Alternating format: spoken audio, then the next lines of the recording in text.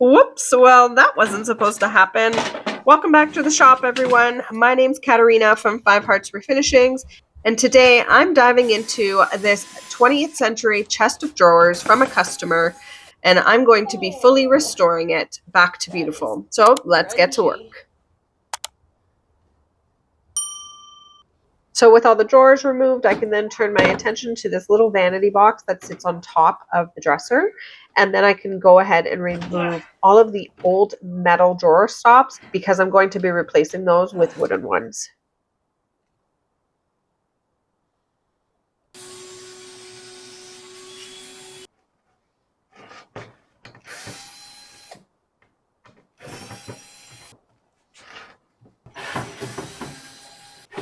By removing the top on this dresser, I'm then able to fully assess the structural stability of the dresser, and you'll see me do this by moving the dresser side to side and forward and backwards at the corner joints just to make sure that everything is nice and stable. This dresser was great, and that's extremely surprising considering it's about a century old and has gone through 12 siblings over the course of its life. So kudos to my customer for taking such good care of this piece because it is in exceptional condition despite its age. One of the questions I get asked the most is, what stripper am I using? I'm using circa 1850, and this is a low VOC stripper. It is extremely effective at removing shellac and lacquer and polyurethane finishes. Just make sure to keep your chemical stripper wet in order for it to remain active. I noticed some of the decals here were loose while I was stripping. I tried to get them to come off the piece gently, but I accidentally did break one, so I needed to make sure that I glued that back together, which I did end up doing off camera. If stripper ends up staying underneath a piece, you will have to take off the decals because stain and any other product that you apply to it will not adhere properly, so you really need to do your due diligence and make sure you thoroughly prep your pieces. While the majority of this piece is solid wood, there are certain areas on it that are covered in veneer, and so I want to make sure that I protect the integrity of the veneer, so I will always use stripper first before I do any other step when prepping a piece.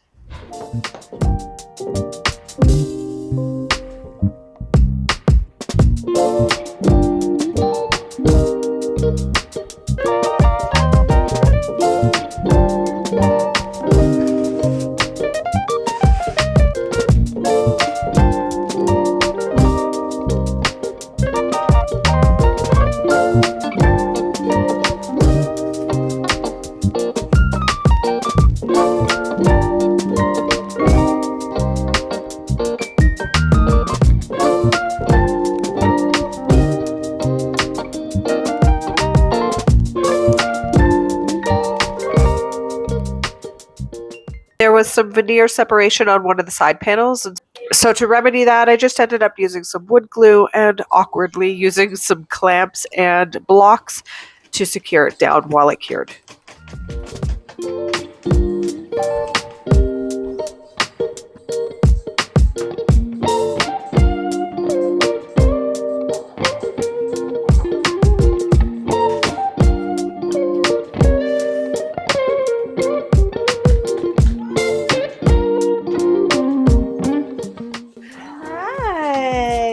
Hi, how are you? It's been a while. Hello. Hi, Boo Boo.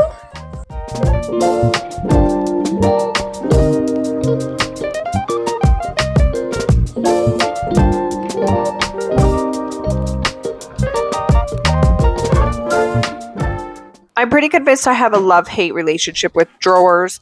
They either work really well or they don't work at all. And in some cases, this one had multiple issues, and so did every other drawer that was associated to this dresser. Every single drawer needed new bottoms, and there were some broken pieces that needed to be put back together as well. Here's how I ended up removing the bottom of this drawer because, alas, it was glued in. And there were also a couple of extra things in there that don't need to be there, which caused problems for me and for this dresser later on. Please make me a promise when you're working on drawers. Just glue is more than enough. It's more than enough, I promise. It will be perfect. No big fancy power tools needed. Here I am just using my little Dremel to cut some new pieces of wood for the bottoms of the drawers.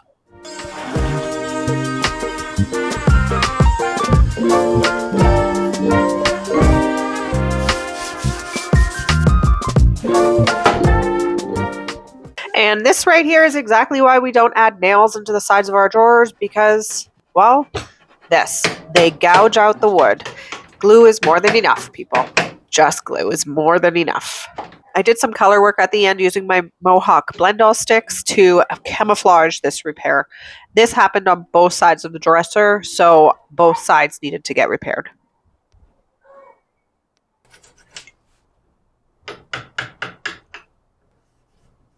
There were a couple of areas of concern here on the top. Most notably, there were some dents that were quite deep there, and also there was some staining. So in order to fix that, I used an iron with some water to lift the grain and then sanded that back. And then as well, I ended up using some oxalic acid bleach to help get those stains out and even out the tone of the wood overall. And then I went ahead and finished with sanding in order to prep for stain.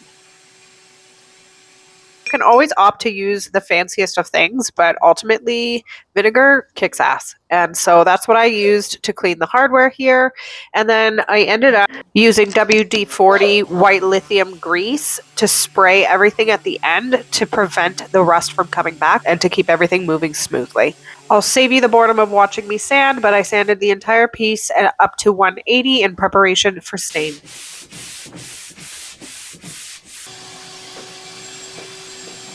This is my favorite part of the project when I get to apply color to the piece. For this project, I'm applying Dark Walnut by Midwax in an oil stain.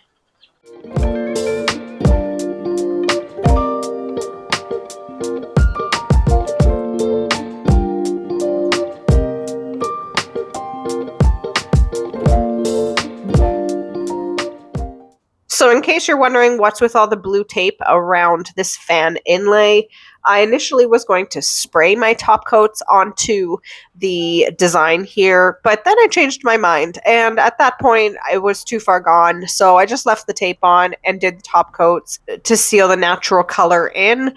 It ended up being a waste of time and a lot of wasted tape, but in the long run, it didn't matter. It was done and I could move on to the next step. After I finished painting all the decorative trim areas, I then top coated the entire piece several times with polyurethane in a satin finish, and this piece was finished. Thank you to all of you who watched this episode. If you like this sort of content, please consider subscribing, hitting the like button, leaving a comment with your thoughts on what you guys liked best. I'll be back with another episode in a few weeks, but until then, please enjoy the before and after of this beautiful piece, and I will see you guys soon. Bye for now.